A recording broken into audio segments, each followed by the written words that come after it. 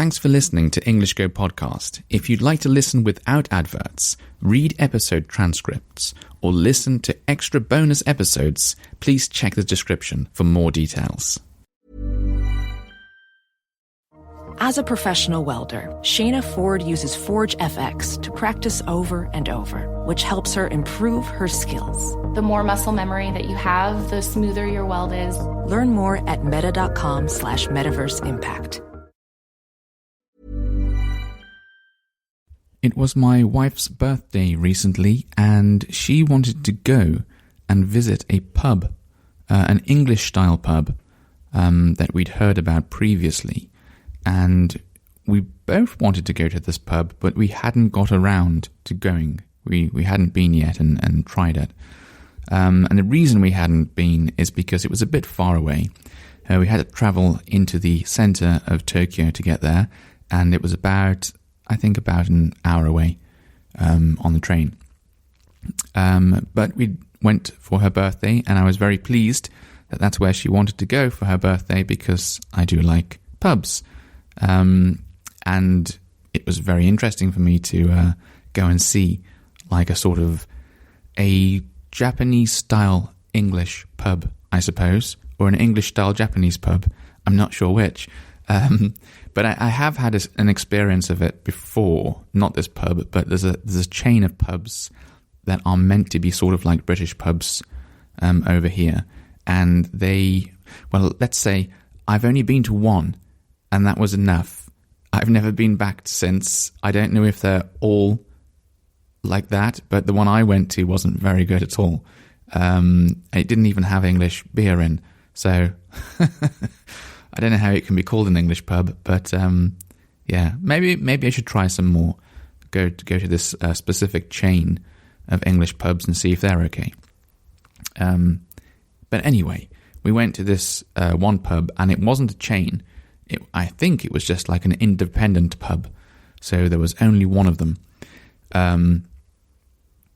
And it was, well, first of all, I should say I really enjoyed it, but it was a really strange experience for me. It was very surreal. It felt unreal.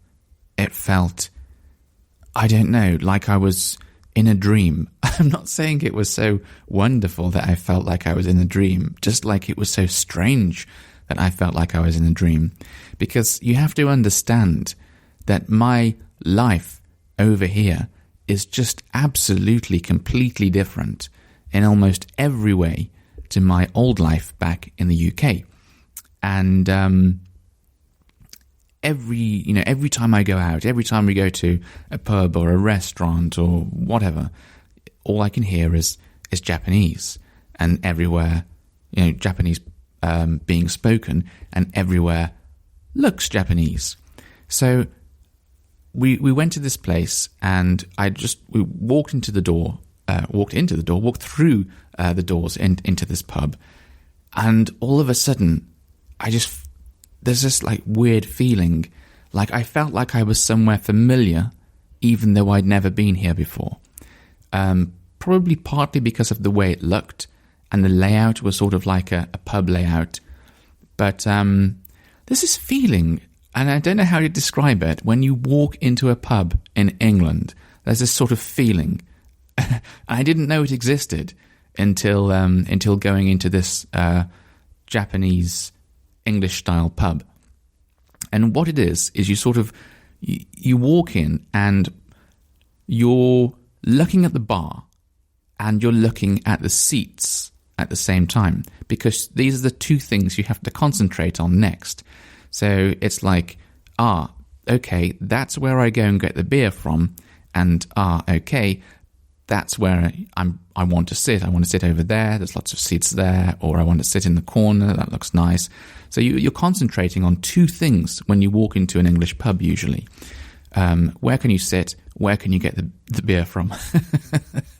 Or the food or whatever it is you want to order. And I hadn't realized this before, but in Japanese pubs, usually someone will show you to a seat, or they'll say, feel free to sit down wherever you want to sit. But people don't tend to order at the bar. I mean, you can sit at a counter seat and you can order, but people don't order at the bar in the same way that people order at the bar in England. So in England, you'll see people waiting and against, like leaning against the bar or leaning on the bar and waiting for a drink to come or waiting to be served. And then they get the drinks and then they carry all those drinks back to the seat. And sometimes if there's, big group and you're buying lots of drinks, like 2 people will go up and they'll help you carry all the drinks back. But no, in Japan, the drinks come to you. You sit down at the table, the drinks come to you. So I walked into this pub and I thought, what shall I do? Do I go to the bar and order like I'm in England? Do I sit down in a seat like I'm in Japan? I was really conflicted. I just didn't know what to do, but my wife was in front of me. So she sat down at the table first. So I thought, okay, I'll follow her lead. And we sat down and then we started looking at like a drinks menu. And then one of the staff came over and, asked us what we wanted to drink. And later brought the drinks to us. I ordered beer. Because, that's like I ordered ale because that's one of my favorite drinks and it was British ale. So I was very happy about that. My wife also likes British ale, but doesn't like beer. As in, she's not really keen on Japanese beer or Japanese lager, but likes British ale.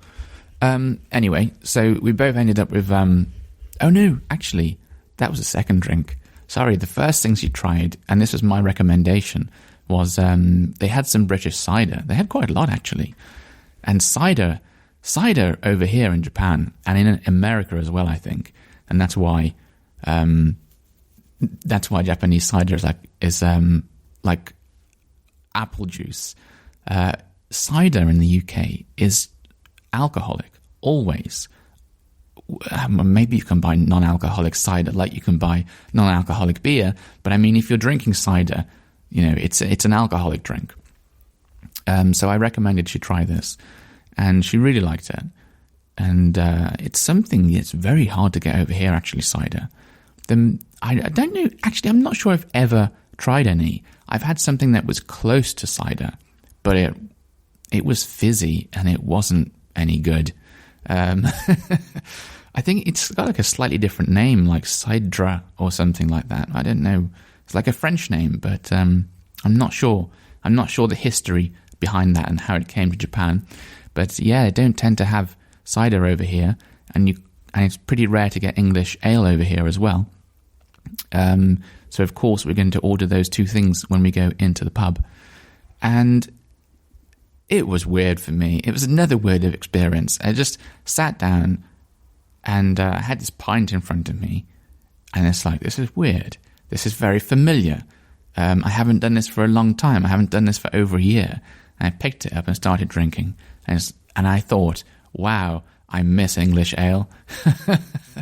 It really was surprising, to be honest, how much I enjoyed that pint. I didn't realize I was going to enjoy it quite that much. And to be honest, it was a bit expensive. Sort of. It was for like the price of beer over here, I think you're going to spend around 500 yen. And this pint was about 1,000 or 1,200 yen. So in pounds, that's let's say about £6. Which, where I live, or where my parents live, or where I've lived in Manchester, that's expensive. But in London, that's normal. So it's like expensive or maybe not expensive. It depends where you live in the UK. I think like the price of beer, like in most pubs in the UK, is probably around about £4. But it depends what type of beer you have, and it depends what pub you're in. As I've mentioned before, you can go to a Wetherspoons pub and you can get probably less than £2 is the cheapest pint they sell, or used to. I haven't been there for over a year. Maybe the prices have gone up. So let's say around £2. So yeah, if you compare £2 to £6, it does seem rather expensive. But like I say, no more expensive than you might find in a pub in London, so not too bad really. But yeah, it was a really good pint, and I don't like drinking in the afternoon. I certainly don't like drinking in the morning. So if I do go into a pub in the afternoon, I don't always have beer. Something like non-alcoholic, some soft drink or something like that. But because it's a special occasion, because we came all the way to this pub, of course, I'm going to drink beer in the afternoon. And so I thought, I'll just have one pint. I don't want to, I don't want to go crazy. But to be honest, the beer was that good, and I enjoyed it so much. And the atmosphere was very different to like any Japanese-style pub I've been in. It was much more calm and relaxing, and there was more space. I couldn't like stick my arm out and touch someone sitting next to me. So there was more space between us. So yeah, and my wife was saying as well, as she was a lot more relaxed in this environment. It was nice to sort of, nice place to sort of just sit there and take your time. Like I guess when I go into a Japanese bar, I always feel like, because they're so small and because they're so busy, I always feel like, as soon as I've finished, I've got to leave. I've got to make space for some other people who might want to come in and use the pub. But here I felt like, because it was a lot quieter, I felt like, no, I can just take my time. I can relax. I can sit down. I don't know, read a newspaper, whatever. That's what people do in pubs in England. They aren't, you go there for a drink, but you sort of go there and you relax and you unwind. And some people read books in pubs. Some people go there and they just order coffee and sort of treat it like a coffee shop. It depends on the time of day. If you're going in the afternoon, you can find some pretty quiet pubs, and the mornings too. And they only tend to get noisy quite late, sort of nighttime. They start to get noisy. So yeah, most of the day the pub can be like a different atmosphere, a different place where you can do different things. And I've worked in a pub before, taken my laptop into a pub and done work there. Obviously, I wasn't drinking any beer when I was doing my work, but just drinking coffee and treating it sort of like a coffee shop. So yeah. Anyway, I think I might continue this episode next episode, because I've got a few more things I wanted to say about the pub. It was quite an interesting experience for me at the end of the day. So I look forward to telling you about it next time. Are you ready to enhance your future in tech? Then it's time to make your move to the UK, the nation that has more tech unicorns than France, Germany and Sweden combined. The nation that was third in the world to have a $1 trillion tech sector valuation. The nation where great talent comes together. Visit gov.uk/great talent to see how you can work, live and move to the UK.